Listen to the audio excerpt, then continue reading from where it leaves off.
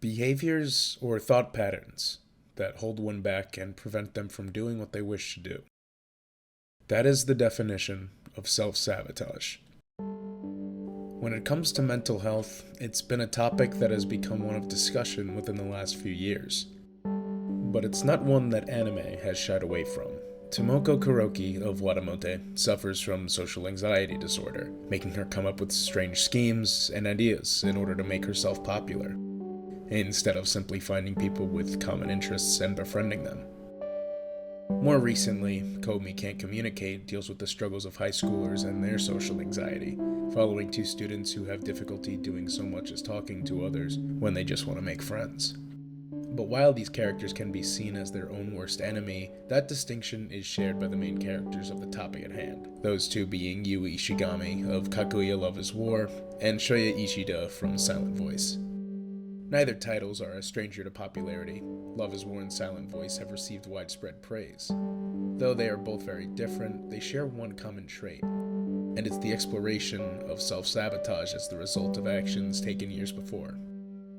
Though upon first glance, it seems like their situations are identical, Ishigami's story is much different than Ishida's. Ishigami wasn't necessarily a popular student before the incident that would change him. A bit of a loner, but he did not have issues talking to new people.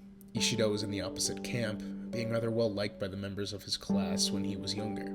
This is perhaps the glaring difference between the two, and maybe why Ishida's change was so much more drastic. Ishigami's story takes him back to middle school, discovering that a classmate who he had befriended was dating somebody who was cheating on her. Ishigami states himself explicitly that he did not have feelings for this girl, but as any good friend would, did not want her to stay with somebody who was unfaithful to her. Both Ishigami and the boyfriend get into a fight, but when it's eventually broken up, the entire event is pinned on Ishigami, seen as the jealous friend who just wanted Kyoko for himself. With Ko breaking up with Kyoko, she immediately blames Ishigami as well. The class sees him as a monster, and he's suspended until he was able to write a proper apology to Ko, in which he never did. But whereas Ishigami's public reputation went from tame to tarnish, Ishida's was a bit more of a roller coaster. Taking place when he was 12, Ishida was seemingly friends with everybody in his classroom, at least having some form of positive relationship with them. That was until Nishimiya joined the class, a deaf girl who could only communicate by either sign language or in her notebook. This girl, to put it bluntly, is different. Whereas the rest of the students can laugh and make jokes, Nishimiya can't. As adults, we understand those with disabilities, but sometimes kids are not always so mindful of their opinions. Shoya, as well as other members of the class, begin to bully Nishimiya, making even coming to school absolutely awful for the young girl.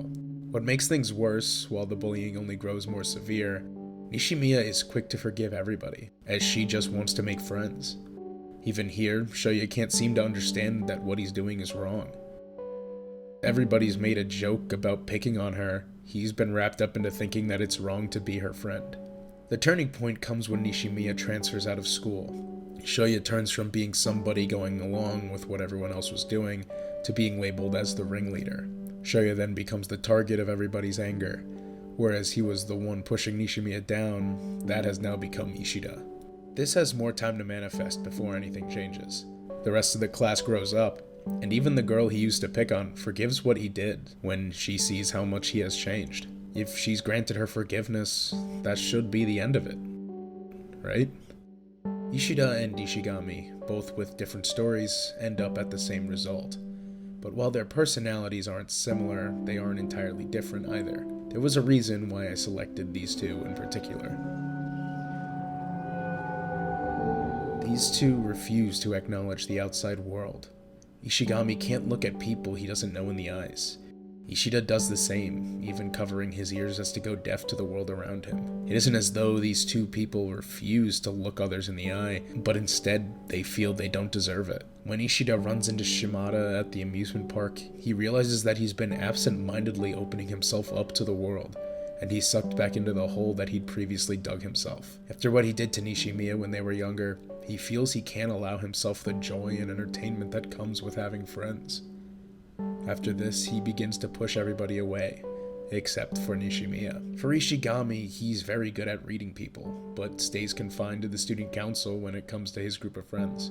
He has a good reason to trust Shirogane, as he was the one to first realize that Ishigami was in the right for attacking Ko. While he's afraid of Kaguya and seemingly ruthless when it comes to Chika, it isn't as though he isn't close to them. He even goes as far to say that Kaguya should avoid being seen with him, as it was a danger to her reputation. But outside of the student council is where things seem to change. Similar to how X's cover the eyes of people that Ishida refuses to look at, Ishigami can't see the faces of others not close to him. They're averting their gaze, not wanting to communicate with them any more than they have to. It's almost second nature to them, and they're holding themselves back. This is what I was referring to when I mentioned self-sabotage. As I stated earlier, Ishida saw himself making friends once Nishimiya had forgiven him, and even reconnected with some of the friends that he had when he was growing up. It wasn't until he was reminded of just how lowly he thinks he's seen by other people that he begins to push them away. These two, though they have their flaws, are not terrible people. Ishigami can be brash and quick to point out insecurities, but even he won't touch things that people are desperately trying to keep hidden away. Ishida is a kind person. He's grown from his 12-year-old self, and he's become a mature young adult. He takes good care of his sister's child when the parents aren't around, and even looks out for Yuzuru, despite them getting off to such a rocky start for what happened when Ishida and Nishimiya were younger. If it were not for the trauma that they suffered through, these two probably wouldn't have as many issues in making friends, even if Ishigami was rather soft-spoken to begin with. At the very least, they could stand to look those people in the eye and stop fearing what they thought of them. But they both do believe, at least to some degree, that they deserve this. Ishigami knew that all he had to do was write a simple apology letter, but he couldn't force himself to admit that he was wrong when he wasn't. Apologizing to Ko would have meant that Ko won, getting to be both seen as the poor victim in an attack of jealousy, as well as getting away with cheating on Kyoko. This results in him butting heads with his family until eventually any semblance of self-worth was beaten out of him. It's only because of Shirogane's investigation that he even pulls himself out of the house. Yet another similarity between Ishigami and Ishida is a friend reminding them that they do have worth and they shouldn't get in their own way. We know of Shirogane helping to pull Ishigami from the darkness of his own self-loathing, but it's Nagatsuka who helped start the process for Ishida. While Ishida does become close friends with Nishimiya, it may not be without the help of Nagatsuka, who begins to stick at Ishida's side after saving his bike from being stolen. At one point, Ishida even needs Nagatsuka to explain what friendship is. If not for these two beacons of light in the darkness that surrounds these two, they may have still been lost, wondering if there was ever an end to the trauma that they've experienced. And speaking of endings, let's talk about how Ishida and Ishigami began their return to some semblance of normalcy. You could debate whether or not Ishida deserves a chance at redemption, considering he did nothing to help Nishimiya when they were growing up, but Ishigami was entirely innocent. In fact, he was handling a situation where a friend of his was being used. And it isn't as though Ishida deserves this form of suffering either. He realized his mistakes and he's corrected them. He took the time to learn sign language and to make amends with the girl that he put through hell. Eventually, the both of them came to realize that they don't deserve to keep suffering for the events of the past. Ishigami realizes that he doesn't have to worry about what happened. Even if the girl he tried to help continues to blame him for breaking up with her, he doesn't allow the weight of the past to hold him down any longer. It won't prevent him from having fun.